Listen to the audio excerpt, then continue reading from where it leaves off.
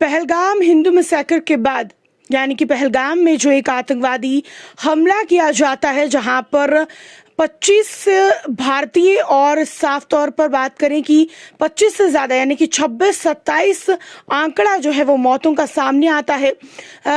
जो कि किलिंग्स की जाती हैं इनोसेंट लोगों की। और इसको लेकर पूरे भारतवर्ष की ही मैं बात नहीं कर रही, तमाम जितने भी अगर हम बात करें भारत के अलावा जितने भी आस पड़ोस के देश हैं उन्होंने भी इस घटना को जो है वो कंडेम किया। और इसके बाद अगर हम बात करें हालात किस तरीके के इस वक्त बन चुके हैं वो आप सभी जानते हैं। उसी को लेकर अगर बात करें तमाम मीडिया हाउसेस जो हैं इसको लेकर तमाम चीज़ें जो है वो टेलीकास्ट कर रही थी। लेकिन अब इसी पर अगर बात करें कि सरकार द्वारा और ख़ासकर ministry of information and broadcasting यानी कि सूचना एवं प्रसारण मंत्रालय ने सभी मीडिया चैनलों को सलाह जारी की है कि वे रक्षा अभियानों और सुरक्षा बलों की आवाजाही का सीधा प्रसारण ना करें। आप देखिए, आप जानते हैं कि आपने देखा कई सारे ऐसे चैनल्स हैं जहां पर इस वक्त अगर सर्च ऑपरेशन भी चलाया जा रहा है तो उसे भी लाइव कवरेज में दिखाया जा रहा है। जहां पर यह घटना हुई थी उसे भी लाइव जो है वो दिखाने की कोशिश की गई थी, जब वहां पर सेना पहुंची थी, जब वहां पर सिक्योरिटी फोर्सेस जो है वो पहुंचते हैं,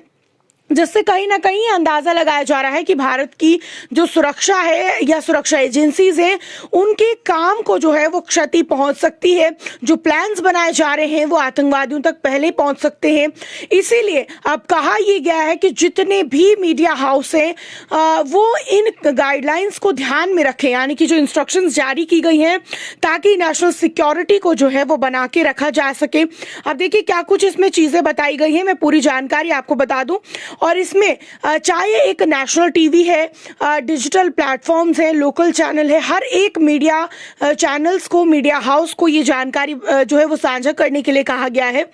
देखिए विषय क्या है, सभी मीडिया चैनलों को सलाह दी जाती है कि वे रक्षा बलों के ऑपरेशन और सुरक्षा बलों की मूवमेंट का लाइव प्रसारण ना करें। अब देखिए इसमें क्या चीज नहीं होगी, यानी कि आप ये जानकारी जो है वो दे सकते हैं कि क्या कुछ चीजें चल रही हैं या क्या हो सकता है। लेकिन सबसे पहला पॉइंट, राष्ट्रीय सुरक्षा के हित में सभी मीडिया प्लेटफॉर्म्स, न्यूज एजेंसियों और सोशल मीडिया यूजर से कहा गया है कि वह बहुत सावधानी से रिपोर्टिंग करें और सभी कानूनों का पालन करें। सीधी रिपोर्टिंग, तस्वीरें दिखाना या सूत्रों के हवाले से जानकारी देना ऑपरेशन में खतरा पैदा कर सकता है और सैनिकों की सुरक्षा को भी नुकसान पहुंच सकता है। पहले भी बिना सोचे समझे रिपोर्टिंग से, जैसे कारगिल युद्ध, मुंबई हमले और कंधार हाईजैक के समय देश को नुकसान हुआ, इसीलिए जिम्मेदारी से रिपोर्ट करना जरूरी है। यानी कि आपको बता दें कि जो पहले के एक्सपीरियंस रहे हैं, यानी कि पास्ट में भी कई बड़े जो केसेस यहाँ पर रहे हैं भारत में, कहा जा रहा है कि उस दौरान जो लाइव कवरेज की गई थी इसकी वजह से जो आतंकवादी हैं जिनके नापाक इरादे होते हैं वो पहले से ही कहीं ना कहीं इरादों को भांप जाते हैं, जिससे सुरक्षा एजेंसियों को काफ़ी मुश्किलों का सामना करना पड़ता है। हमारे जो सुरक्षा बल हैं उन्हें परेशानी आती है, इसीलिए इन सभी को रोकने के लिए कहा जा रहा है कि आप सीधा लाइव प्रसारण नहीं कर सकते। सोर्सेस से जो डेटा आएगा उससे पहले जो डिफेंस पर पहुंचेगा, डिफेंस जब देखेगी कि हमारा ऑपरेशन कंप्लीट हो चुका है उसके बाद ही उसे साझा करना होगा। अब इससे पहले आप ब्रॉडकास्ट नहीं कर सकते। इसके अलावा मीडिया, डिजिटल प्लेटफॉर्म और आम नागरिकों की राष्ट्रीय सुरक्षा में बड़ी भूमिका है। हमें यह ध्यान रखना चाहिए कि हमारी रिपोर्टिंग से ऑपरेशन या फिर सैनिकों को नुकसान जो है वो नहीं पहुंचना चाहिए। अब पांचवा पॉइंट है कि पहले ही सूचना और प्रसारण मंत्रालय ने नियम 61P के तहत सलाह दी थी कि टीवी पर किसी भी आतंकवाद विरोधी ऑपरेशन का लाइव प्रसारण नहीं होना चाहिए। जानकारी सिर्फ सरकार द्वारा नियुक्त अधिकारी की ब्रीफिंग से दी जानी चाहिए जब तक ऑपरेशन पूरा ना हो जाए। यानी कि अब देखिए कोई भी अगर ऑपरेशन चल रहा है, कोई भी ऑफिशियल चीजें चल रही हैं, वो अब कोई भी मीडिया हाउस नहीं दिखा सकता है जब तक जो ऑफिशियल रखे गए हैं वो उसकी ब्रीफिंग नहीं करते और ऑपरेशन जब तक कंप्लीट नहीं हो चुका है, जब तक पूरा नहीं हो चुका है। अगर किसी चैनल ने इस नियम का उल्लंघन किया तो उसके खिलाफ कार्यवाही हो सकती है। सभी टीवी चैनलों और मीडिया प्लेटफॉर्म से कहा गया है कि वे सावधानी, संवेदनशीलता और जिम्मेदारी से काम करें। इसके अलावा अब देखिए, आपको बता दें, सिर्फ मीडिया हाउस की बात इसमें नहीं है, सोशल मीडिया इन्फ्लुएंसर्स हैं, कंटेंट क्रिएटर्स हैं, जिनके हाथ में काफी पावर है, जिनके पास काफी ज्यादा फॉलोअर्स है, जो लोग उन्हें देखते हैं, तो उनके लिए भी कहा गया है कि पूरी सावधानी से आपको अपना कंटेंट जो है वो शेयर करना है। अब इसके साथ बता दें, यह आदेश जो है वो मंत्रालय के सक्षम अधिकारी की मंजूरी से जारी किया गया है, इसीलिए इसका उल्लंघन जो है वो बिल्कुल भी नहीं होना चाहिए। इस जानकारी को ज्यादा से ज्यादा शेयर करें, चाहे लोकल मीडिया चैनल्स हैं, नेशनल मीडिया चैनल्स हैं, या जो लोग सोशल मीडिया कंटेंट क्रिएटर्स हैं, उन सभी तक ये जानकारी पहुंच सके, ताकि वो डायरेक्टली इनडायरेक्टली किसी परेशानी में ना पहुंचे।